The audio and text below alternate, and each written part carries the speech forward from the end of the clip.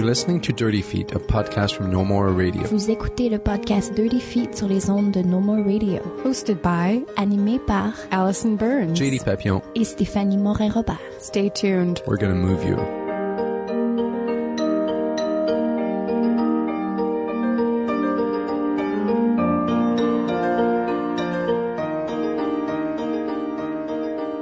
This week on the podcast, once again, we're joined by guest host Linnea Gviazda, and I'm going to let her take it away. So we are here this afternoon, sitting in a beautiful sunny day here in Centennial Square in Victoria, British Columbia. And we're sitting down to speak with Lynda Raino, who is a pillar of the Victoria dance community and has been for many years. She opened Raino Dance, a dance school in Victoria here in 1979.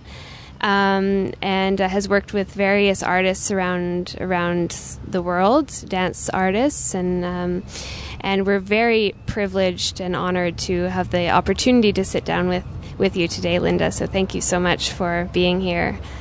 It's fun. It's fun to have a little Montreal time again. Yeah. So you have seen a real progression and change in the dance community in Victoria, and you were really a part of that, being here for so long with Raino Dance. So what was it like? What was the climate that you opened Raino Dance into in 1979? Well, interestingly, I came here from... When I left Montreal, I went to Texas for a year, and then Oregon for a year, and then moved here because I became a single mom. And I arrived here thinking, I'd never been to Victoria, thinking, what is going to happen here? And bumped into my old dance partner, Constantine Darling, from our Montreal days. We had a company in Montreal. And I said, what are you doing here? And he said, what are you doing here? And we said, okay, well, let's start another company. So we did. We just started what we had done in Montreal here. And there was nothing here. There was Arthur Murray and ballet schools for children. Yeah. And so you created a school for adults.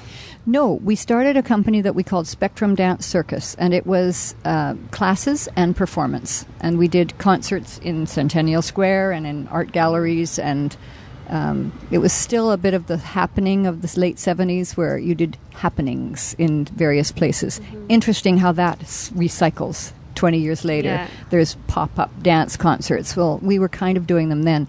And so Spectrum did a bunch of concerts over a few years, and then we discovered that I was better at teaching beginners, he was better at teaching adults, and I just started my school. It just sort of morphed into that. He kept going in the performance and went more into the martial arts world, and so I just began that way. Mm-hmm. Yeah. Many of our listeners are from Montreal, since this is a Montreal-based podcast. And maybe you could just tell us a little bit about your time in Montreal and what you did there before coming to Victoria. Well, I arrived in Montreal with a scholarship to Les Grands Ballets Canadiens and took 3 classes a day for a few months because I hadn't studied ballet, and you have to have ballet, so I decided to get it done, and that was a wonderful experience. But I preferred taking the men's classes because I liked the athleticism of the men's work, and I've always had a bigger gymnastic body. I've had bigger quads, and I'm wide and short, and so I hated wearing the pink tights and the black leotard of Les Grands Ballets, and so I wore black tights and black leotard. And I know that, well, I think she's dead now, but she would call me La Fille Noire. and we don't want, and there was a lot of conflict about just being expressive. But I remember when Fernando came in to look at how the girls were doing in Les Grands Ballets, he watched us do our combinations, and then he pointed me out and said, she's doing that with so much passion. But it was the recognition from very early that, you just don't fit in le corps de ballet if you're kind of headed towards contemporary life. And so I headed off into the contemporary world, and that's where I met Groupe de la Nouvelle Ère and Groupe de la Place Royale. They were working then, and that's when I taught that summer school when Jeanette Laurent and Edward Locke were in it, and just the contemporary world was fired up, and we began doing contemporary works. Then I met Constantine Darling there, and we started doing a lot of creations. Montreal was a wonderful time. Les Ballets Jazz, Constantine and I co-choreographed a piece for Les Ballets Jazz at that time, which was early 70s. Yeah. I think about Montreal as just a wonderful creative city full of vibrancy, and I'm thrilled to hear that it's really still really vibrant in the dance world. But then I had my first son, and I moved to Texas because the father of my children's an architect, and we were off looking for this to study with an architect named Bruce Goff, who was alive and well and living in Tyler, Texas, which is a town that big. And I moved from Montreal to Tyler, Texas, and had the biggest cultural shock of my life. And from there went up to Oregon, and then found myself here in Victoria, and I've been here ever since. The dance community in Victoria, since you came here, has really obviously evolved and changed. It's changed even in the last 10 years, the last 20 years, not to mention since late 1970s. Mm-hmm. And it's kind of grown around you and what you've been doing, and yet you've kind of remained a pillar through that in the community. So how has that changed your work, your position here over the years? Well, now I feel like a grandmother. I am a grandmother, but now I feel like, when you nurture students, you never know where they're going to go. And then to find that they have gone on and your roots in them or your influence in them is creeping out in their work. I'm always thrilled when I see someone that has studied with me and there's a hint of my work in them. It's always such a great compliment. But I see that those years and years of teaching here, and those thousands of people that have come through a school in years and years and years, that they have gone on to just continue. That anyone who teaches is just the impetus, and then you see it going on. It is your legacy. You see it going on generation after generation after you. And you speak of these people kind of having a pinch of maybe your style or your approach. Is there somebody who had that influence on you? Do you find when you began in dance and when you were back in Montreal, maybe, was there a teacher or somebody who you really looked up to and that gave you that drive to continue? Let me think hard on that before I answer that question. My first response is no. But I have to say my very first teacher was Paula Ross. And Paula knew that I was the wrong size, my hips were too wide, my feet were flat, that I had runner's legs. But she nurtured the soloist in me because I didn't fit in group work. And I think that is her recognition that here's a gem here. But whenever you put me in a group, there was just, that one on the end is really pulling focus, and that was me.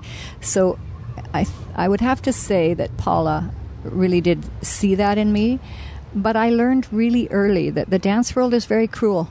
And because I didn't fit the size, the look of the dancer, I knew that my salvation lay in solo work.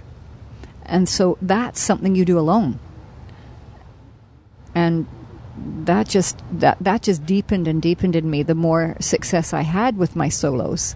So I think I took life as my biggest inspiration. Mm-hmm. I know that all my pieces that are meaningful to me were very much about something that happened to me, life that I witnessed. I was never into the abstract world of dance. So I would have to say life was my mentor more. Mm-hmm. than a single person. And is that something that you pass on to your students or people taking workshops with you, that kind of take what you have and shape it and make it into something that you're proud of? And what are your approaches when teaching yourself? I think yes. I think the answer to that is yes. I've had a quote that I've used for years, and it is, you don't have to have a dancer's body, only a body that dances. And I've used that in all of my teaching, particularly when I started my company for fat women called Big Dance. I mean, there's a non-dancer body for sure. And that was very important to them in that work, was to say, yes, you don't look like dancers, but you are dancers because you are dancing. Mm-hmm. Yeah. And if you don't have, if you've been a bit of a rebel, which I've been, you have to forge your own way and say you believe in yourself, because it feels like, well, if you don't, who's going to? If you're going to dance naked in your mid-40s on a stage in Victoria, you're going to have to be really committed, because you're already got saggy boobs and cellulite. You're in your 40s. So you're going to have to just be really, really committed. And I think what people take from me is just they saw that I wasn't a quitter. I think most of the people that speak highly of me speak of me as someone who inspired them to work with what they had, and don't stop just because you've got great big breasts, or you've got a big bum, or you've got flat feet, or whatever you've got. Don't let that influence the way you're going to dance. Find your truth in dance and go with that. And when you got started here in Victoria, do you find this was a mentality that was hard to bring forth, or hard to break the public into that new way of seeing dance and the accessibility behind it, whether it's watching or actually participating? Well, the first piece I did when I moved here was called Mother Moon, and it was done 7 months pregnant with my second son. It was a large, big paper lantern, a huge white paper lantern, and I did it to Clair de Lune by Debussy. And it was just a romantic piece about the full moon and the full belly. Mm. But man, did that set the tongues a-wagging. There's a pregnant woman dancing. And now it's nothing to see pregnant women dancing, but we're talking 1979, so yeah. It was rebellious. I mean, I was laying on my stomach. I did a back bend pregnant. I didn't think of anything like that was an issue at all. But it set the standard, I think, for don't mess with me, or don't try to put me in a box. It's not going to happen.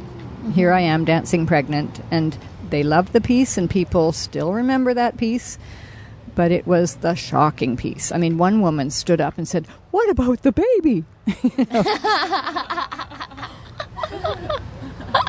Oh, that's funny. I know. You've spoken the praises of Montreal, and before we started recording, also Vancouver, in the dance scenes and the things that are happening there. And it sounds like circumstances have led you to be here and forging this path. Is that? Do you feel a responsibility to stay in Victoria, or to have stayed, and to make sure that this smaller community has this kind of industry? Well, I have to say that when my sons were early teens, 10 and 12, I said, "Come on, you guys, let's move to Vancouver," because this is a small town. And they said absolutely not, that it was too scary and there were gangs and that they wanted to be here. And I thought, you know what? I'm here. We just got to make the best of it. But do you remember there was Dancing on the Edge in Vancouver? Well, I decided to bring those people here and call it Dancing on the Edge of the Edge. And it was great. Alvin Tolentino came for the first time, and artists came from Vancouver, and it was bring it here. We don't have much here, but bring others here and turn them on to Victoria. And also, I mean, I was very committed to teaching, and the school was thriving, and there was a lot of people who were getting modern dance where they weren't going to get it anywhere else. So I was stuck, but blissfully stuck here. And then dancing on the edge became romp and became bounce, and subsequently now, I mean, Victoria just took off. When Dance Victoria was created, and you'll be talking to Stephen, I mean, it just took off, and now Victoria is a good dance center. It is a good dance center, and that's because of Dance Victoria. Yeah, but no, it felt like it's a good place to raise your kids. There's a school that's providing something that nowhere else can they get. And, you know, if I'm going to brag a little bit, David Earle came out for 10 summers in a row because he loved the fact that I had a wooden floor, and he loved being on the West Coast. And people just loved taking a summer school with David Earle from Toronto Dance Theatre. You know, it was... people started to come here. So then you don't feel so that you're in a little itty-bitty town. You know, when I think very fondly of Victoria, there's every single thing that you could get anywhere in the world. You just have smaller choices. But really, there's designer clothes, there's incredible athleticism, there's incredible musicians, there's a really vibrant theater scene, there's dance, there's an opera, there's a symphony. I mean, there's everything that every city has. And this beautiful setting. So, you know, rather than what it doesn't have, I started to say, wow, this city is a great place to live. Yeah, and I think it sounds like that you made that commitment to helping that along, to making that happen for the dance industry here. Yeah, but, you know, realistically, it was also how I was living and how I was supporting my sons. Mm-hmm. You know, it was my bread and butter. Mm-hmm. And then I would do a concert every year. About every year and a half, I would do a solo concert here at the MAC. The pieces would bubble up, and then there'd be a concert. Yeah. You mentioned Big Dance earlier, and I'm curious about where the participants of that came from. Are these people that were looking for the opportunity, that were already dancing and needed the validation, or was it more or people who were too shy to dance before that were suddenly given this opportunity to do it? You know, Big Dance was... it was so innocent, and it became this phenomenon, which was not my plan at all. I had just done interpreting paintings in a concert, and the painter's name was Carol Ray. Carol Ray's a large woman, and we had done interpreting her paintings in dance. And at the end of that process, she said to me, you know, I would love to dance, but I would never go and take a dance class with all these skinny people. I'd feel like an idiot. You should start a class just for big people. So I said, okay, well, that sounds like a good idea. And we put a little ad in the paper, and 6 women climbed up the stairs and said, I'm here for the dance class. Shy, horrified, terrified. And it began. And it just took off. Because marginalized people, when they find a place to be safe and expressive and accepted, it just takes off in any facet of anyone who's marginalized. And suddenly there was this huge class of large women dancing because they had been given permission to dance. It was very simple. It's not magic.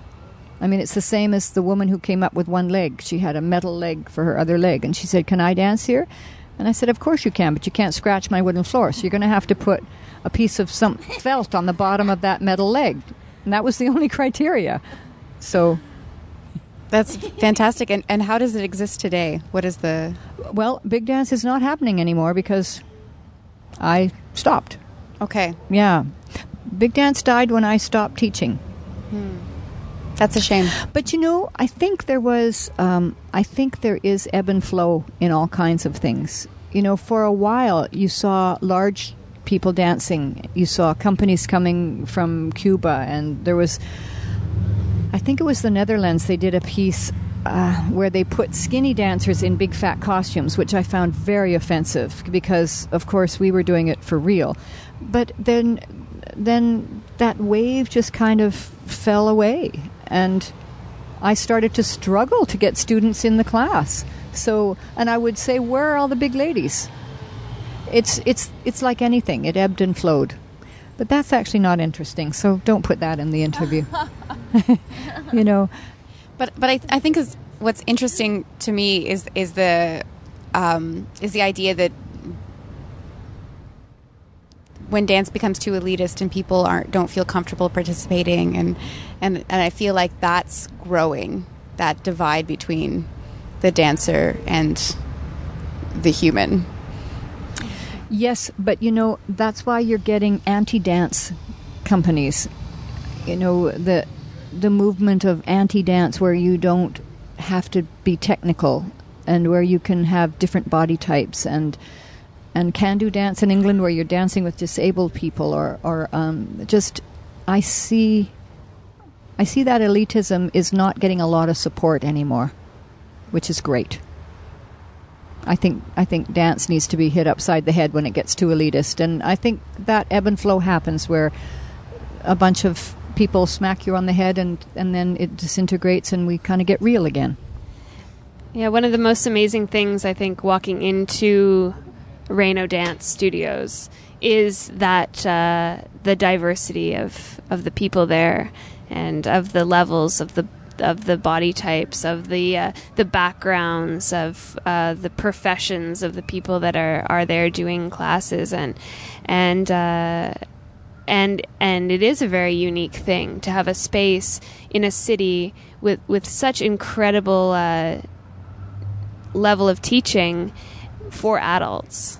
And as you spoke about briefly earlier when you started, the studios were really for children here. And I think that is the case in a lot of cities. It's hard for adults to find a space to explore movement if they're starting out for the first time in their 40s or 60s, or and how valuable that is to the dance community to have that sort of diversity. And that's still a pillar here. It still exists here, and it's a place for people to kind of flock to, I think. I agree, and I'm very, very proud of that, I have to say. And I'm thrilled that it's continuing on now that I've given it to Monique Selez to continue it. It's, I called it Lynda Raino Dance, and she's now calling it Raino Dance just to make it a little less me and more her, which is a good idea. But yes, when people would go away and they'd move to other cities, they would call or email and say, there's nothing like the studio.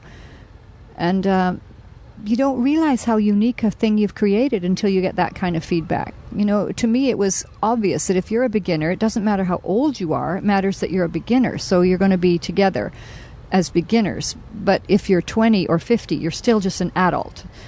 So, but you would never put an adult who's 45 and has never danced with someone who's danced their whole life. I mean, you don't do it according to age, you do it according to ability. And that's why the school was so unique, that but you had to be 18.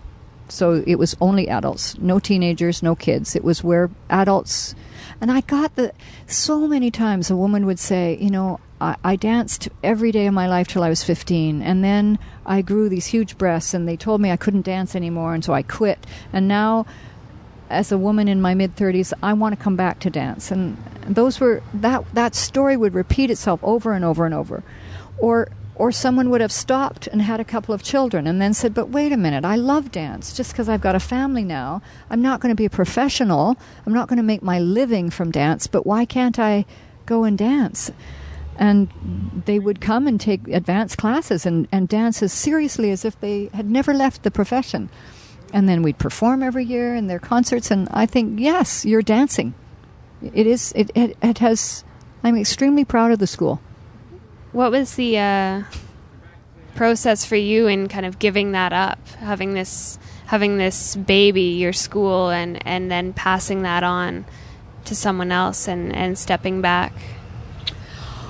Well, in one word, wretched, horrible, unbelievably hard. I have been in free fall since I let go of the studio. I thought I was completely ready because I was ready. I have to say, when I was teaching a floor bar class and I had explained how we're going to do second positions and absolutely your supporting hip is not going to move, we talked about it, and then we went to it, and this one lady just went wah, wah, and her hip went over. And I walked up and said, "You disobedient bitch!" and then I thought, I think that's called teacher burnout. I think you get the prize for teacher burnout. You've got to stop. And And she said, and I apologized. I brought her flowers to the next class, and she said, I've been called worse. And I thought, that's the beauty of my school, was that we were able to speak like that to one another. But I realized then, you've been teaching for 48 years. I think you should stop. And one guy said to me, you only get 25 years for murder, And I thought, yeah, you're right. I've been doing this a long time. It's time to stop. Plus, I was now really just doing the admin because I had 2 wretched injuries, like 2 big hits. One where my lower back blew out, two discs herniated in every direction, and that wrecked my legs. And one where I had a dancer on my back, and we fell in such a way that my knee snapped, and she landed on my ankle, and that broke. So that was a mess. 2 really bad injuries where that was in 2010, and I spent the next 4 years trying to get myself to walk straight because it was just so wrecked. So I wasn't moving well anymore, and I was doing the administration, and administration's not my thing. Administration does not turn my crank at all. So I said, you know what? It's time. It's time for me to see what else I want to do. Well, if you've been a one-trick pony, which I have, when people say, what have you done in your life? Well, I've only danced, taught it, performed it, and choreographed it. So what else am I going to do? I'm still trying to figure that out. So no, it's been really hard giving it up. I thought I was so ready. And now I'm back teaching floor bar once a week because Monique called and said, you got to come back and teach floor bar once a week at least. So I have my little 1 class a week to teach, and I'm just kind of saying, do I still want to do that? Do I, am I? But I sing in a choir, and I've been really interested in doing vocal movement, not just where you kind of grunt while you move, but where you actually sing and move. So I did that. In September, when I gave Monique the studio and she took it over for the first time, I went right into a rehearsal process, creating a piece with 3 singers who move. And we created a movement singing piece. And I thought, okay, this is great. I'm going to work on my own stuff now. And now I just want to do projects that come to me when I want to do it on my terms, that don't hurt, and that I don't have to prove anything. I don't have to try and stick my leg in the air. That's ridiculous, But in terms of one's purpose in life, wow. Free fall. That's all I can say. Free fall. Oh my God. Who am I now? Yeah. And so for your choreography and performance side, you're still in that. You're still working through voice and through singing, and are you still choreographing movement? Yes, but I call it gesturing now. I think when you do little things, I feel like you're gesturing. I don't feel like I can be so vain as to call it dancing anymore. I think it is, but it just feels like I'm not in that technical place now. So I feel like I can't call it dance. I do call it gesturing. But yeah, I think I'm a lifer. I think I tried to step away and say, okay, I'm not going to do that. I'm going to get a dog, and I'm going to paint, and I'm going to do other things completely. And I love my dog, but I'm not a painter, and I think I'm a lifer in dance. Yeah, I think I'm going to have to just give in to the fact that, when I broke my leg in 2 places, my first break of my life, and I was 61 years old, really, I was not someone plagued by injuries, but it was rough because I couldn't walk, and I was so weak, and I was so messed up. But I decided to choreograph a piece that my choir was singing for 3 dancers. So I hired them, and with my cane, told them, I want you to do that and lift your leg there, and I would pick her up and put her there. And it was the first time I'd actually sat outside and not been in it and choreographed it, and it was wonderful. And all the pain in my body left, and all the depression of not being able to walk left. And my doc said to me, I will never again diminish the fact that if you live in the creative performing arts, you have to do it. It is how your mental health happens. It's how you balance your life. So yeah, I need to choreograph and I need to create. Just has to be on my terms. The way you speak about finding your way into performance through solo and just the idea of body pride and individual ways of moving and being, how does that apply to your choreography? I imagine you have to have this eye where you see your performers very clearly and adapt or create work that is appropriate for them. Does that include having a lot of performer involvement, input into the creation of work? I've actually choreographed on myself more than on anyone else. So, with the exception of doing a few group pieces for other companies, I'm much more attracted to working on myself. So I'm not going to answer your question perfectly right now, but I think you might be asking, are you asking how I'm influenced choreographically? I'm asking how your philosophy about dancing in a very personal way to your body, right, how that affects the way that you choreograph on other bodies. Well, I'm going to find that out, because up until now, I would show them what I want. And now, with that broken leg and having to teach by describing it in words, was such a departure for me. And it actually it made me realize that I need to stop, because if I couldn't do it myself, I didn't want to do it. So now I'm coming full circle to how do you create if it isn't going to be your body demonstrating it? If you're not in it and you're seeing it from your eyes, how is that going to be? And then I think, but choreographers all over the world do that. They don't all dance the work. A lot of choreographers don't dance at all. So that is going to be kind of new for me. It is. In the piece that I worked on with the 3 singers, where we sang and moved, it was a fantastic experience of moving while singing and stopping and singing and then creating a movement sequence. And then, it was a wonderful experience. A shared co-creation. I can see that being easy. Yeah. I think personally, coming from a place where I was kind of told at a very young age that anything that involved coordination and something athletic was kind of off boundaries, because I'm actually completely blind from the left eye and I have a prosthetic eye. So I could really relate to that, wanting to rebel against what you're not supposed to do and what you want to do, and using that kind of as a creative outlet and as an expression. So this is more of a comment than a question, but thank you so much for sharing that. And I haven't had the pleasure of being a part of this community here in Victoria, but your work and what you've done for this community is something that I've definitely heard about and read about, and it's really a pleasure to be here and to talk about it, because it's just so beautiful. And whether this company is now in the hands of somebody else or not, but that lives on, and it's really, really beautiful thing. So thank you. Thank you. And you know what comes to mind as soon as you say that? You need to create a piece where there's only light on one side of the stage and there's only movement on one side of the stage, and that one whole half of the stage is completely blank.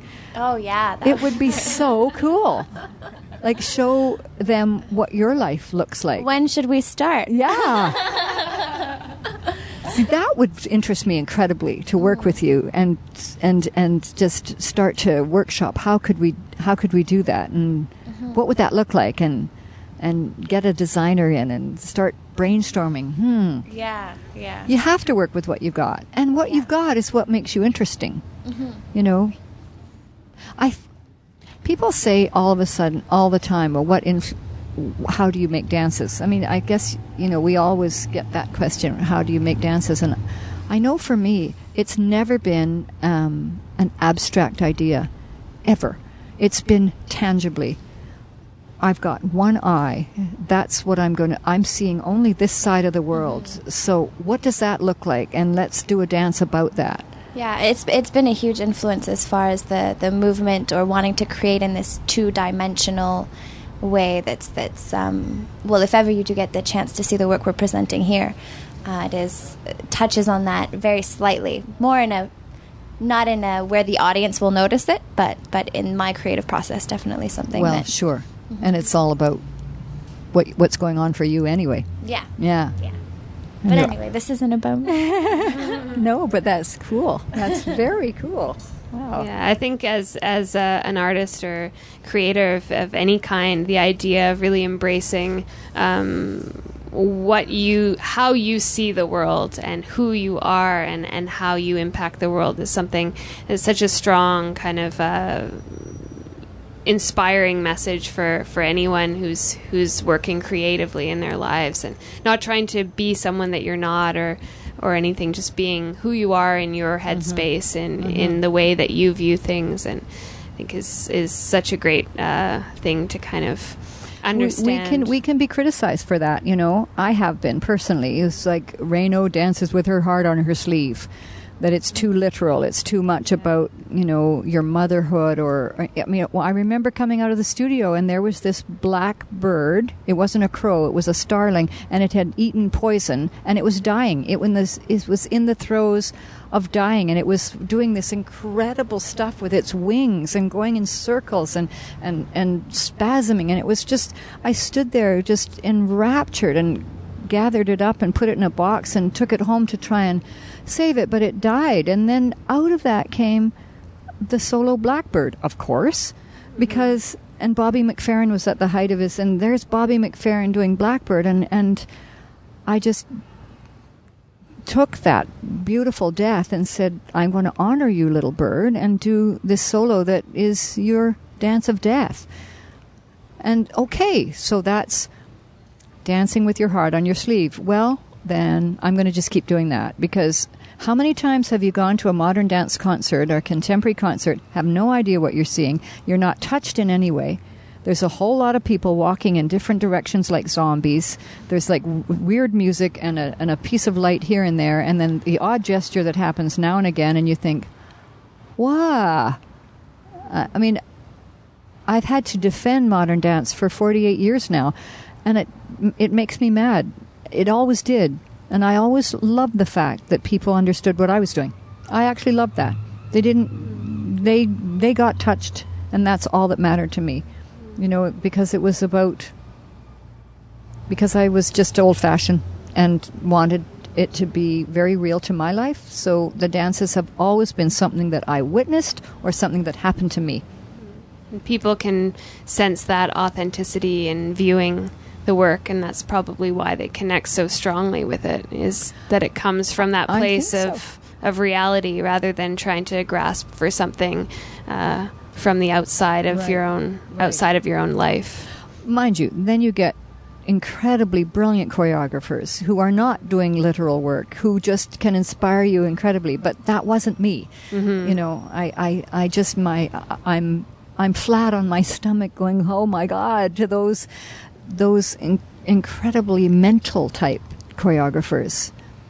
And when you talk to them about their work, they know exactly what they're talking about and what they're trying to do, but it's so conceptualized. And when you look at the work, you think, really? I didn't see any of that, because it's so vague. That just wasn't my way. It just wasn't my way. I think it's because I'm Italian, Is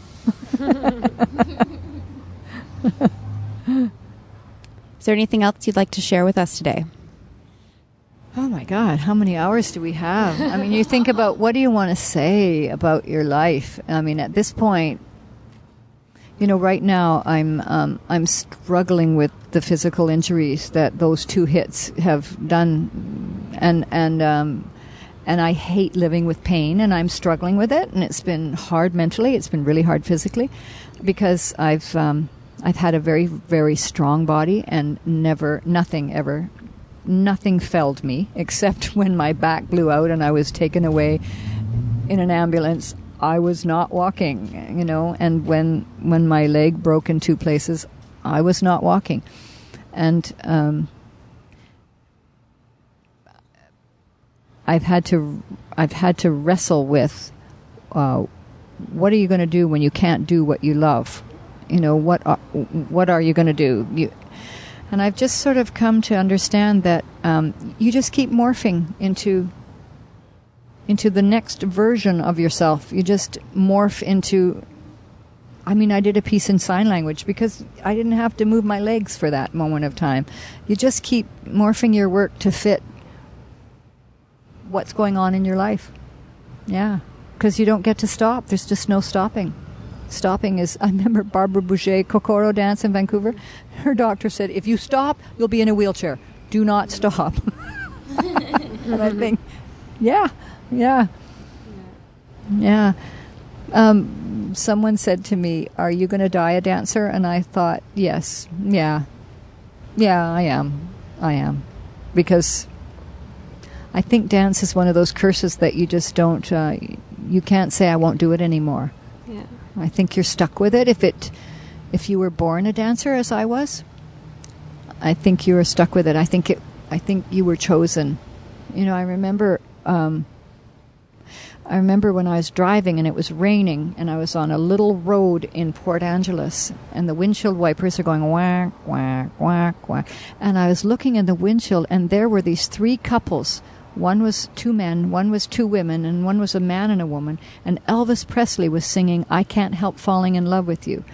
And I looked at this and pulled over and watched this whole dance and turned off the car and said, but I don't even like Elvis. But what I was being given was the dance was presented to me from wherever dances come from, the ethers, the inspirations, the people that came before me, whatever. And to me, that's my job. I then had to create that piece exactly as I saw it in the windshield and do it. And it became one of my favorite little pieces. It was just this 3-minute piece of wise men say, only fools rush in, but I can't help falling in love with you. And there was 2 men doing it and 2 women doing it and a man and a woman doing it. And the lights came on up and down on each couple so that you were seeing exactly the same movements but done it by different bodies. And so that it was saying love looks the same no matter what kind of groupings it is. And I liked that interpretation of Elvis's song more than it just being a heterosexual response to a sweet little song. It was more political. It was more powerful. And I just think, well, okay, I'm not off the hook yet. The fat lady hasn't sung. I'm not off the hook. If the inspirations are still going to come at me, I'm still responsible to respond to them. So I'm stuck with it. Mm-hmm. Yep. Well, we've been sitting here talking to Lynda Raino on this lovely afternoon in Victoria, BC. Thank you so much for talking with us, Lynda. It's been a pleasure talking to all 3 of you. You're gorgeous.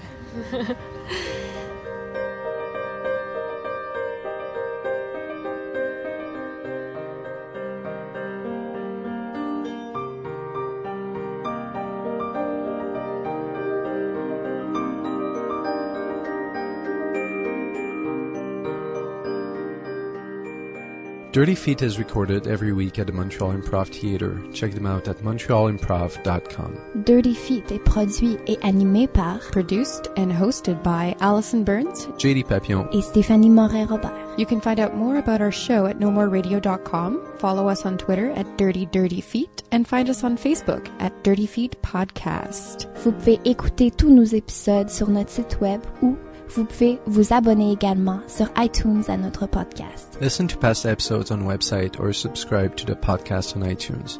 While you're there, be sure to give us a rating and or leave a comment to help us spread the word. Tune in next week for a whole new show.